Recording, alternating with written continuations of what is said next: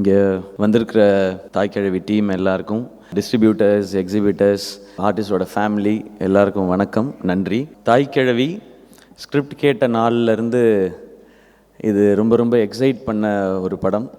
அது சில படங்கள் மட்டுமே எனக்கு அப்படி கதை கேட்ட நாள்லேருந்து பயத்தை யோசிக்காமல் இது எப்படி பண்ண போகிறோன்னு யோசிக்காமல் இது சூப்பராக இருக்க போகுதுன்னு தோணின ஒரு கதை இது. எனக்கு அப்படி வருத்தப்படாத வாலிபர் சங்கம் இருந்தது ஃபஸ்ட்டு கதை கேட்கும்போது.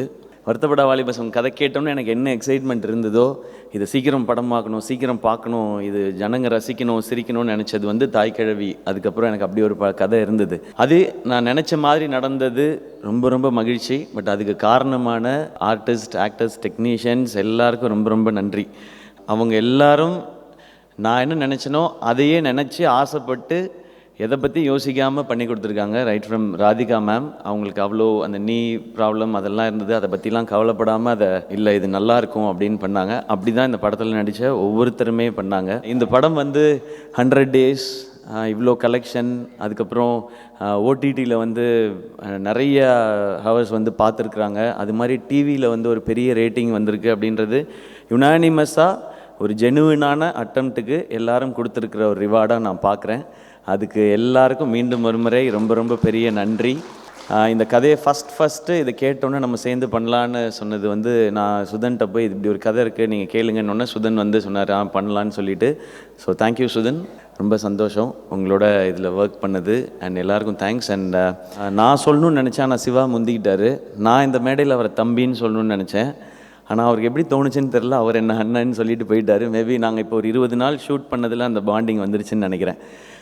சிவா ஆடியோ லான்ச்சில் சொன்னார், இந்த மாதிரி ஒரு மூடை விதை நெல் கொடுத்துருக்காரு, நான் பெரிய விளைச்சல் காட்டுவேன்னு சொன்னார். விளைச்சல் அமோகமாக இருக்கும். ஏன்னா உங்கள் பின்னாடியே உங்கள் அண்ணன் நான் நின்றுக்கிட்டே இருக்கேன், எப்போவுமே நின்றுக்கிட்டே இருப்பேன்.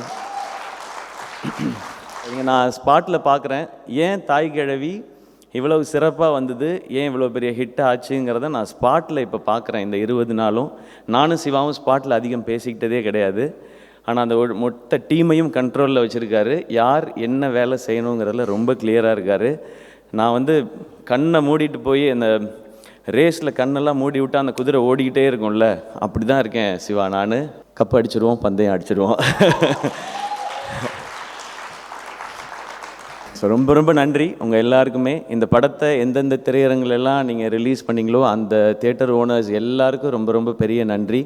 எனக்கு தெரிஞ்சு இப்போ தமிழ் சினிமாவில் சின்ன படம் பெரிய படம்ன்றது கிடையாது, எந்த படம் பெரிய வெற்றின்றது மட்டும்தான் இருக்குது. அது ரொம்ப பாசிட்டிவாக இருக்குது. எல்லாருமே நல்ல படம் பண்ணணும், நல்ல படம் பண்ணால் ஆடியன்ஸ் வரதுக்கு தயாராக இருக்காங்க.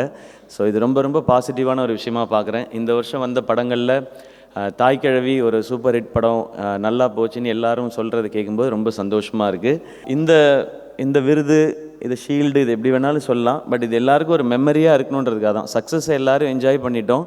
அது இன்னும் ஒரு 3 மாதம் 4 மாதம் இல்லை 1 வருஷம் கழித்து அதுக்கப்புறம் இதை பார்க்கும்போதெல்லாம் இந்த எக்ஸ்பீரியன்ஸும் இந்த மெமரியும் எல்லாருக்கும் இருக்கணுன்றது தான். எனக்கும் மேம் சொன்ன மாதிரி 90s எல்லா படத்துக்கும் 100 days ஃபங்க்ஷன் நடக்கும். அப்போ நிறைய ஃபோட்டோஸ் பார்ப்போம். ரஜினி சார், கமல் சார் கலந்துக்கிட்டாங்க, இவங்க பரிசு கொடுத்தாங்க. அதுக்கு முன்னாடி நிறையா பிக்சர்ஸ் பார்ப்போம். புரட்சித் தலைவர் அவர்கள், நடிகர் திலகம் அவர்கள் கலந்துக்கிட்டாங்க, அவங்க ஷீல்டு கொடுத்தாங்கன்றதெல்லாம் பார்ப்போம். இப்போ அது ரொம்ப கம்மியாயிடுச்சு. ஏன்னா இன்றைக்கி 3 வாரம் ஓடிச்சுன்னா தேட்டரில் டன், மேக்ஸிமம் கலெக்ஷன் பார்த்துறோம். அதுக்கப்புறம் ஓடிடி சினிமான்னு டக்குன்னு அடுத்த படம் வந்துடுதுன்னு போய்ட்றோம். ஸோ இந்த மாதிரி வாய்ப்பு கிடைக்கும் போதெல்லாம் பண்ணுறது எனக்கு ரொம்ப ஆசை.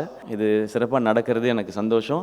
மீண்டும் ஒரு முறை இந்த படத்தில் வேலை பார்த்த அத்தனை பேருக்கும், ஆர்டிஸ்ட், டெக்னீஷியன்ஸ் எல்லாருக்கும், டிஸ்ட்ரிபியூட்டர்ஸ், எக்ஸிபிட்டர்ஸ் அண்ட் இதோட ப்ரமோஷன்ஸ் எல்லாத்துலேயும் ஒர்க் பண்ணவங்க, பேஷன் ஸ்டுடியோஸ் டீமில் இருக்கிறவங்க, எஸ்கே ப்ரொடக்ஷன்ஸ் டீமில் இருக்கிறவங்க எல்லாருக்கும் நன்றி.